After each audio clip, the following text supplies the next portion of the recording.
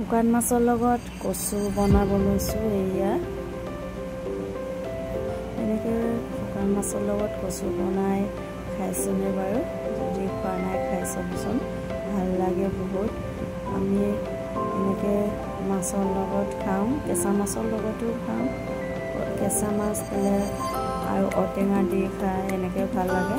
মাছ আৰু কুকুৰা মাংসৰ লগতো ভাল লাগে। এনেকৈ কচুটো চবৰ লগতে বাৰু কিবা হয়, ভাল হয়, কিন্তু আজি শুকান মাছৰ লগত বনাম। তাতে দি দিম অকণমান দালিও দি দিম, তাৰপিছত লাষ্টত নামচিং দি দিম। নামচিং মানে শুকান মাছৰ গুড়া, এনেকৈ আমাৰ মিচিং খুন্দি থয়। অসমীয়াত কি কয় নাজানো বাৰু, কিছুমানে জানে নামচিং বুলি ক'লে বুজি পায় বাৰু। সেয়া কালাৰটো খালে নামচিং ইয়াতে খাই খোৱা নাই, বনাই খাবচোন, কেনেকুৱা লাগে।